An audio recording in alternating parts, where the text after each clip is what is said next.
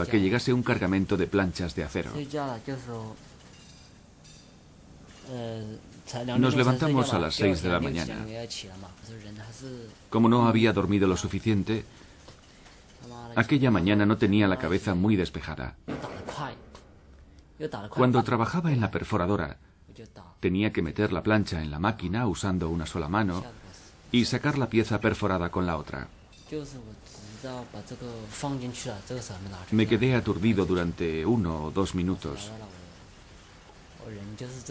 Pero recuperé el conocimiento cuando saqué de la máquina mi mano perforada, que parecía la pata de un pollo, con toda la piel arrugada. Cuando me llevaban a la sala de operaciones, no paré de preguntarle al médico una y otra vez: ¿es posible que me vuelvan a pegar la mano que me han cortado? Y el médico, que era un hombre joven, me contestaba: no te preocupes, que es posible. Aunque yo pensaba que en el fondo era imposible, me sentía un poquito mejor cuando oía lo que me decía el médico. Por lo menos allí había alguien que trataba de consolarme. Durante la noche tenía la esperanza de que todo aquello no fuese más que una pesadilla, pero a la mañana siguiente, cuando me desperté, todo seguía siendo exactamente igual que la víspera. A menudo soñaba con que me caía desde lo alto de un rascacielos, pero siempre pensaba que todo lo que ocurría en las pesadillas no podía ser real. Claro que aquella vez sí que era real, decididamente real.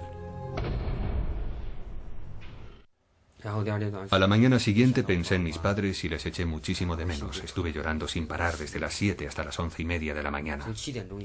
Mientras regresaba a mi pabellón una mañana me planteé si no debería lanzarme al vacío desde una ventana, porque pensaba que no podía regresar a mi pueblo natal con una sola mano. Ya no podría ganarme la vida de ninguna forma. ¿Cómo iba a cuidar de mis padres cuando se hicieran viejos? La realidad era, por el contrario, que eran ellos los que tendrían que cuidar de mí y mantenerme. Me paré frente a una ventana y pensé si debería arrojarme al vacío y quitarme la vida, porque si seguía vivo, iba a ser totalmente incapaz de sobrevivir en este mundo.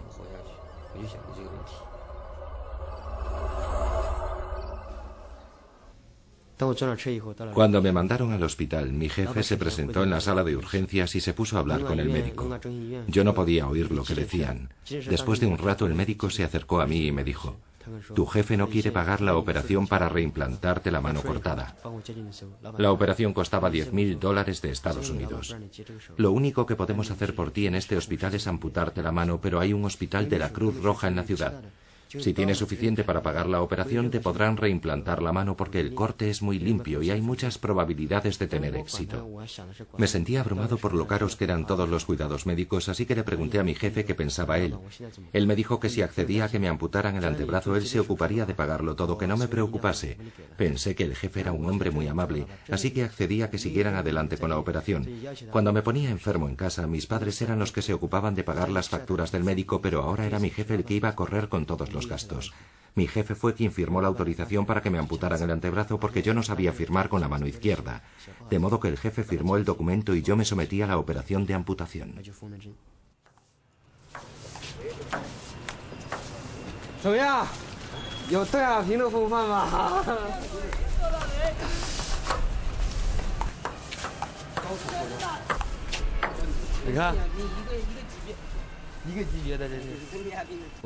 El tercer día de mi estancia en el hospital leí un periódico, el Guangzhou Daily.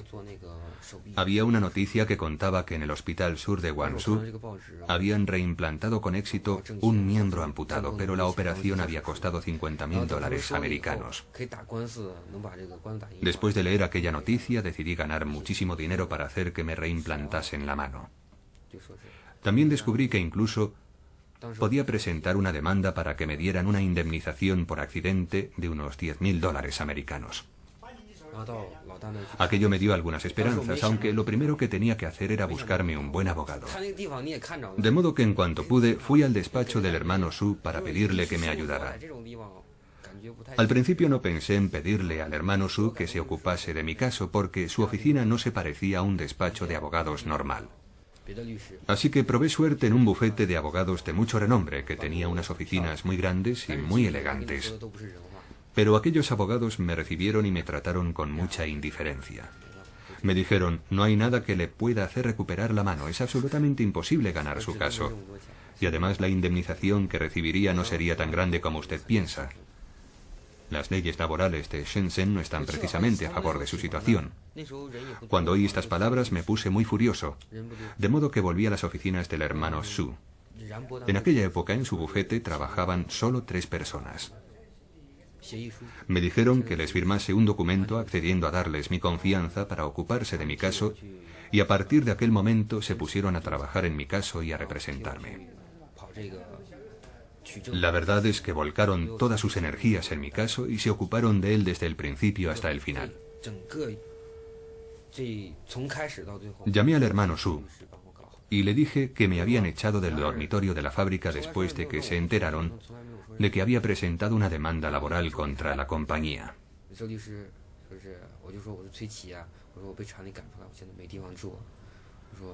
No tengo dónde vivir. ¿Me podría quedar en tu casa?, le dije. Y el hermano Su me contestó al instante que no había ningún problema. Me sentí muy agradecido y muy contento al oír sus palabras, porque estaba pasando por unos momentos muy difíciles.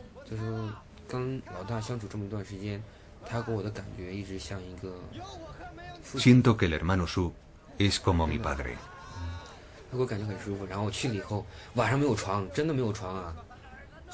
Cuando llegué a su casa, no había ningún sitio donde pudiera dormir, porque allí se alojaban también un montón de los clientes de Su, víctimas de accidentes laborales,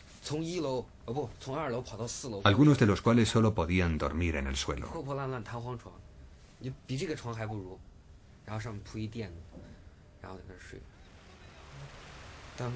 El hermano Su subió a la 4ª planta del edificio y consiguió encontrar un colchón para que durmiera yo. Me sentí muy conmovido por su amabilidad, porque aquella era solo la 4ª vez que le había visto en mi vida.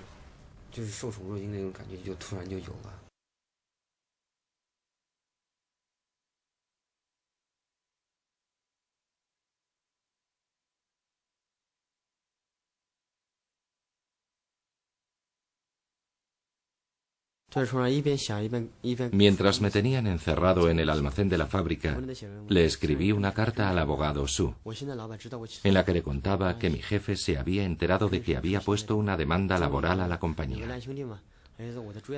Cuando un compañero me trajo la comida, le pedí que le enviase la carta al abogado Su. Cuando la recibió, estaba siendo entrevistado por una periodista de la televisión local, llamada Meng.